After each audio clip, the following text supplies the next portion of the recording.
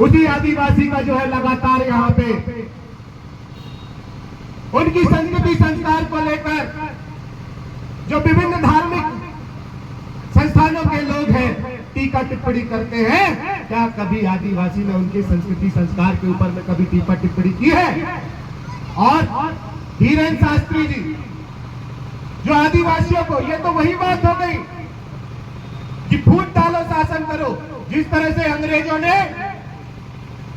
भाई भाई को लड़ाकर इस गोंडवाना के 52 57 परगना 258 रियासत थी उनको तोड़ने का कार्य किया। और वर्तमान में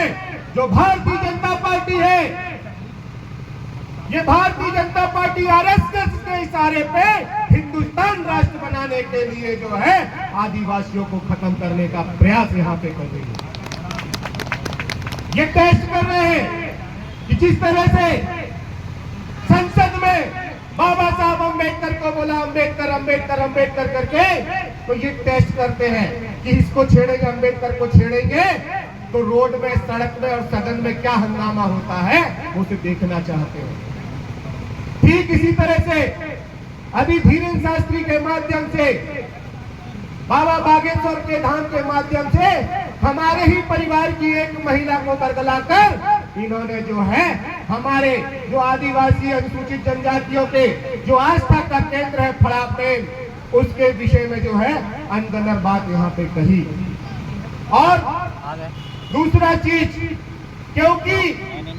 इस सिवनी जिला, मंडला जिला और डिंडोरी जिले की बात जो कही है, तो सिवनी मंडला जिले में जो गोंडवाना संस्कृति संस्कार, जो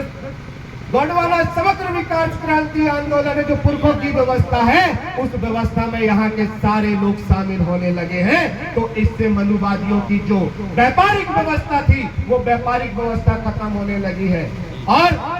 जो धीरेन्द्र शास्त्री ने गोंडवाना गणतंत्र पार्टी का नाम लिया और गोंडवाना गणतंत्र पार्टी का नाम लेकर दादा हीरा सिंह मरकाम को, जिस तरह से उस महिला ने बोली कि दादा मरकाम आए, अरे दादा मरकाम आए तो आपके कंधे में जो पीला गमछा रखा था, मैं बता देना चाहता हूँ इस पीला गमछे को लेकर यदि गोंडवाना के भूभाग में यदि प्रधानमंत्री भी आता है, गृह मंत्री भी आता है, तो पीला गमछे का सहारा लेता है। उस पीला गमछा के जनक दादा पेंडवासी हीरा सिंह मरकाम जी की छवि को धूमिल करने का प्रयास किया है। उस छवि की धूमिल के कारण में आज ये समाज यहाँ पे इकट्ठा हुआ है और उसका जो है पूर्ण रूप से बदला लिया जाएगा। और यहाँ पे एक बात को और उछाला गया कि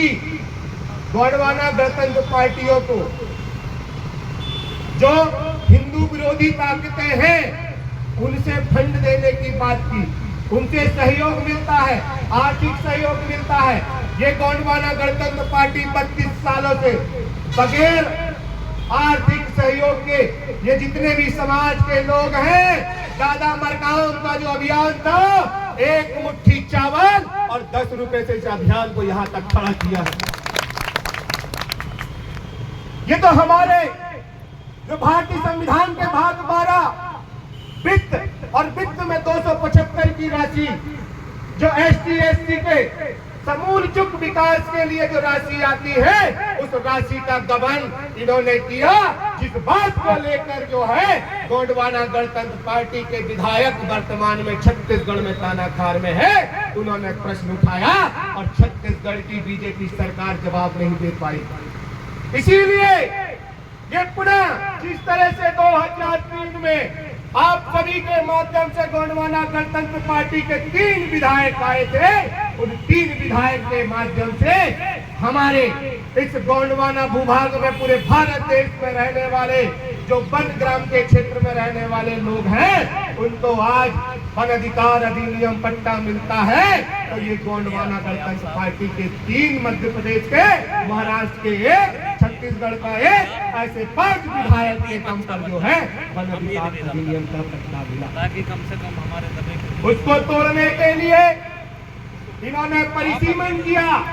आज पुनः वही डर जो है, आपकी जो एक रूपता देख रहे हैं कि सामाजिक संगठन, हमारे भूमिका संगठन, हमारे तमाम सामाजिक संगठन, चाहे वो गौंड के नाम से बने हो, प्रधान के नाम से बने हो, भील के नाम से बने हो, बैगा के नाम से बने हो, चाहे वो ओबीसी के संगठन हो, चाहे वो एससी के संगठन हो, आज लगातार भारतीय जनता पार्टी के अन्याय अत्याचार को देखते हुए एक होने लगे हैं। ये बहुजन संख्या एक होने लगे हैं। आने वाले समय में इनकी सत्ता ना परिवर्तन हो जाए, इसके लिए उनका षड्यंत्र चल रहा है। क्योंकि त्रिस्तरीय पंचायती चुनाव में जिस तरह से गोंडवाना गणतंत्र पार्टी के जिला पंचायत सदस्य जीत के आए हैं, इस सिवनी जिले से, मंडला जिले से जो जिला पंचायत उपाध्यक्ष है, और डिंडोरी जिले में 3 से 4 क्षेत्र में जो है गोंडवाना गणतंत्र पार्टी के 3 जो है जनपद अध्यक्ष रहे हैं। इस बात का डर है उनको, इसीलिए ये जो है षड्यंत्र किया जा रहा है। ये टेस्टिंग चल रही है मेरे भाई,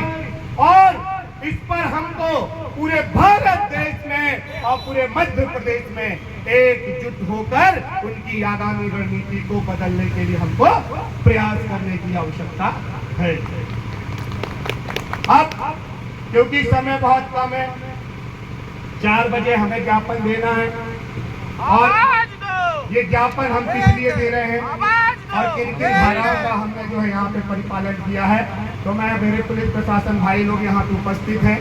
उनको भी जानकारी मिल जाए, क्योंकि उनको नहीं पता था कि राधेश्याम काकोड़िया भी यहाँ पे आने वाला है। यदि उनको पूर्व में जानकारी हो जाती कि राधेश्याम काकोड़िया इस आंदोलन में शामिल होने वाला है, तो मुझे लगता है कि एक बटालियन खड़ी हो जाती है।